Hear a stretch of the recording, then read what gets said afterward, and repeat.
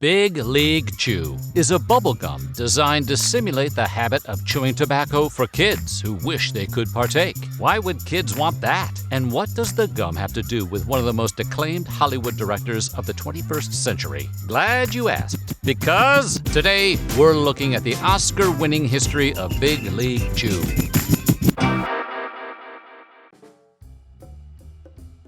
During the 1970s and 80s, while the war on drugs raged on, baseball players at every level were shoving wads of chewing tobacco between their cheeks and gums, allowing nicotine to be absorbed through the soft tissue in their mouths, while discarding the excess saliva by spitting blobs of black juice onto the ground like llamas of the baseball diamond. Because this was America's pastime, the baseball, not the spitting, images of these heroes spewing onyx bullets were broadcast into homes nationwide. And just as kids dreamed of space exploration after seeing Neil Armstrong walk on the moon, or of performing in front of screaming fans after watching Michael Jackson do the moonwalk, children watching baseball now dreamed of spitting. Reach for the stars, kids! Now, don't jump down Big League Chew's throat because the company capitalized on the juvenile desire to appear grown up. There have always been plenty of adult hobbies and habits repackaged for children. Candy cigarettes, for example, date back to the 1930s. Not a cigarette fan? Fear not. You could always go with a chocolate cigar or a licorice pipe. Feeling parched after consuming all those fake tobacco products? Quench your non-adult thirst with a wax beer bottle or candy champagne, perhaps while trying your hand at a game of poker. And how could children afford all these of-age vices? With candy money and chocolate coins, of course. That is the one way to watch their hard-earned money get flushed down the toilet. The candy toilet, that is. Candy toilet clogged? Why, there's a peppermint plunger that can… Nope, that's a bridge too far. Not a real thing. Let's get back to the chew.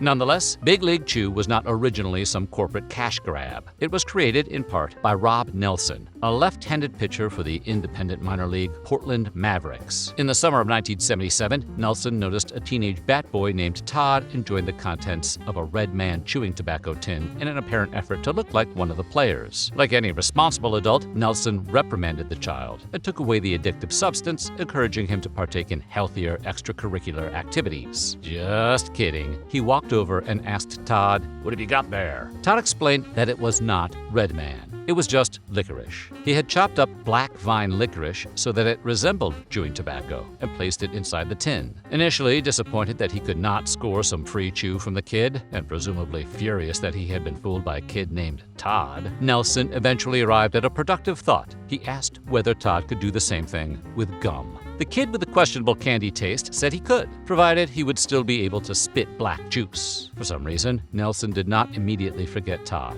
and the following season, he approached the bat boy again. This time, he asked whether the imitation chewing tobacco should be packaged in a tin. "Not if you want kids to chew it," Todd reportedly replied. "You dip from a tin, you chew from a pouch." Why this kid knew so much more about tobacco products than an actual pro ball player is anyone's guess. But sometime later, Nelson was having a deep and profound conversation with Jim Bouton, a former World Series pitcher for the New York Yankees who had joined the Mavericks while attempting a comeback. "Did you ever try chewing tobacco?" Nelson asked. "Yeah, for less than a minute," Bouton replied. Nelson agreed that the habit had never made much sense to him, and this riveting discussion continued through the game. An inning or so later, Nelson returned to Bouton with the thought that if they shredded bubblegum and put it inside a pouch, players and children could look like tough guys without making themselves sick. After successfully preventing his mind from being fully blown, Bouton said, "I really like that idea." Then came the question that has killed countless inventions, garage bands, and improv teams. What were they going to call it? Ripped up chewy spit? Too wordy. Powgum, short for pouch gum. Somehow offensive without being specific enough to apologize for. Other names were suggested and tested, including Red Steer Chew, Maverick Chew, All-Star Chew, and Todd's Stuff.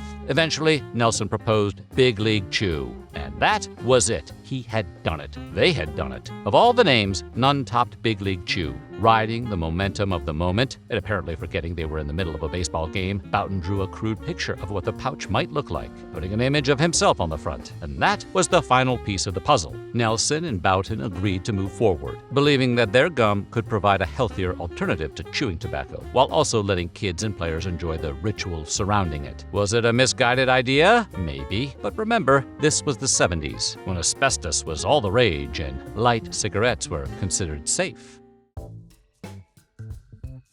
According to Nelson, the pair did not invite anyone else on the Mavericks to join the gum project. Mean girls much? But that account was disputed by teammate Jim Swanson, who remembered Nelson coming into the bullpen after players had repeatedly spit tobacco juice on his shoes. Yep, definitely mean girls. According to Swanson, Nelson told the group that he and Boughton had a great idea and that if everyone invested some money, they could get a patent. Swanson's response was essentially, "That's the stupidest thing I've ever heard." He laughed and walked away, and so ended Rob Nelson and Jim Boughton's dream of Big League Chew, until the following summer, that is. Nelson visited Boughton, who was then playing Double-A ball in Savannah, Georgia, and the two rekindled their enthusiasm for the game-changing gum idea. Sure, game-changing may be overselling it, but only slightly. Boughton tried to generate interest among gum companies, but executives did not take him seriously. Imagine an athlete trying to sell a product outside the world of sports. Ridiculous. Thankfully, no athlete has attempted that since. Anyway, the companies told Boughton and Nelson they would need to see a sample. So Nelson went back to, wait for it, Todd the Bat Boy. Rather than simply slicing up some gum that already existed, the two decided to cook up their own, like confectioner versions of Walter White and Jesse Pinkman. To that end, they went over to Todd's parents' house and used a gum-making kit Nelson had ordered from the back of a magazine to create their first sheet of bubble gum. Making gum required gum base, which sounds like one ingredient doing about 90% of the work. They mixed the base with corn syrup, added coloring and flavor, then kneaded the mixture with powdered sugar until it became pliable. The duo then used a pizza cutter to slice the sheet into thin, tobacco-like strips, and mocked up sample packages using empty Red Man pouches. With that, the first homemade version of Big League Chew was born. Nelson has said that he still possesses a sheet of loose-leaf paper reading, "First batch ever of Big League Chew gum," signed by Nelson, Todd, Todd's sister, and Todd's parents. It was not exactly a contract, patent, or legally binding corporate charter, but everyone in the house apparently understood that gum history was being made.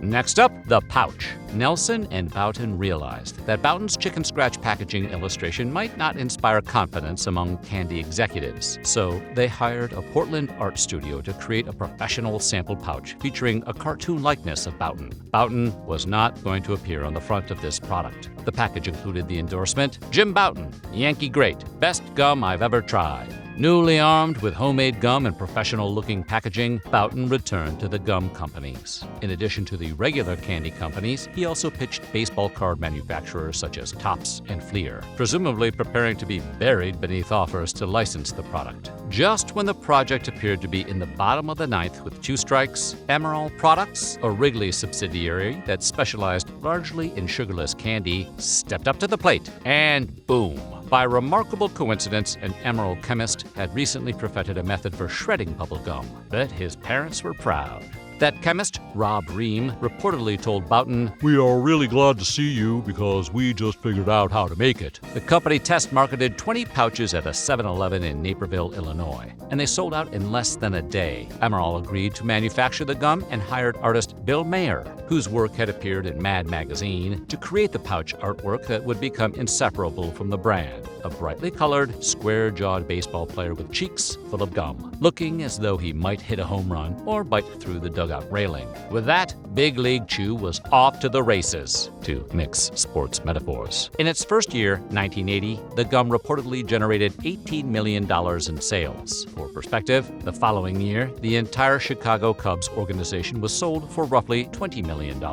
So yes, Big League Chew was a hit. Some would call it a grand slam. Yes, correct sport. Phew. Well, for the next several years, it remained a reliable source of income, bringing in around $10 to $12 million annually. Not everything was a home run, however. Rob eventually bought out Jim after the two disagreed about whether to expand their partnership beyond gum. And decades later, Nelson would regain control of the brand, following changes involving Wrigley and its sale to Mars. Fast forward a few decades, and more than 1 billion pouches of Big League Chew had reportedly been sold. The gum even became the official bubblegum gum of the National Baseball Hall of Fame and Museum, which is apparently a thing that can happen. Over the years, its lineup had included appropriately named flavors such as Outta Here Original, Ground Ball Grape, Swingin' Sour Apple, Slammin' Strawberry, Big Rally Blue Raspberry, Wild Pitch Watermelon, Curveball Cotton Candy, Punch Out Pink Lemonade, Triple Play Tropical, First Pitch Fruit Punch, and Squeeze Play Sour Cherry. Retired experiments have included Cherry Cola and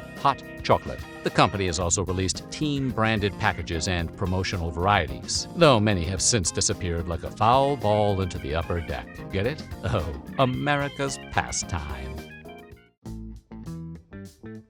Up to this point, you might think the story is already crazy enough. A bullpen conversation became a multi-million-dollar business spanning decades. Homemade gum and hand-drawn packaging became an official Hall of Fame product. A teenager's chopped licorice inspired one of the most recognizable candies in American sports. But what happened afterward? The post-credit sequence, if you will, is what turns the story into something straight out of Hollywood. Remember our favorite little chew chum, Todd? The kid whose entire family signed a not even remotely contractual piece of paper distinguishing which batch of gum was officially the first. The kid everyone assumed was going nowhere, because that is how stories work when you introduce a teenage bat boy named Todd. That Todd was Todd Field. That bat boy grew up to become one of the most acclaimed filmmakers of his generation. The overly informed fake tobacco enthusiast went on to direct In the Bedroom, Little Children, and Tar. Field's films have earned numerous Academy Award nominations, and Field himself has been nominated as a producer, director, and screenwriter. The exact career you would expect from a man whose first major creative contribution involved a pizza cutter and homemade gum. His third film, Tar, was widely hailed as one of the best films of its year. It quickly entered conversations about the finest movies of the 21st century. Martin Scorsese praised the film for taking real risks at a time when many movies feel increasingly safe and predictable. The former bat boy who once helped simulate chewing tobacco had become the kind of director other legendary directors publicly admired.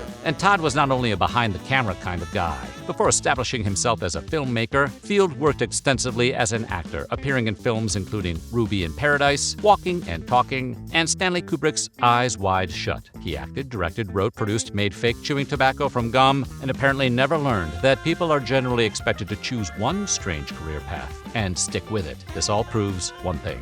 Todd is a bit of a freak, and people like it. No, the real takeaway is harder to pin down. Maybe it is that great ideas do not always arrive in boardrooms. Sometimes they arrive in bullpens between innings while grown men discuss spit. Maybe it is that paying attention matters. Big League Chew exists because Rob Nelson noticed a bat boy pretending to chew tobacco with chopped up licorice. Most adults would have confiscated the tin, told Todd to stop being weird, and gone back to work. Nelson saw an inspiration.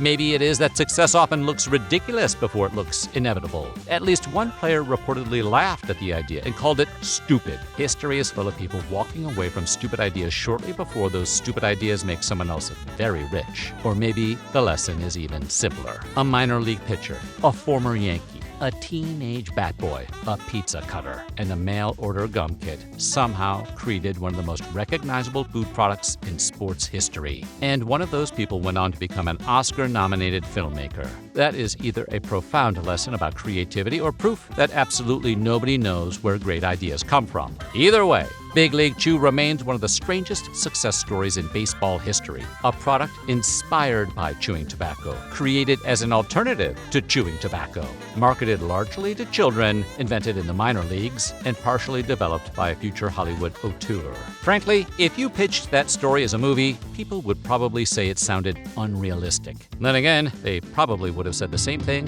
about Big League Chew. So what do you think? And were you ever a fan of Big League Chew? Let us know in the comments below. And while you're at it, don't forget to like and subscribe, and then check out some of these other videos from Weird History Food.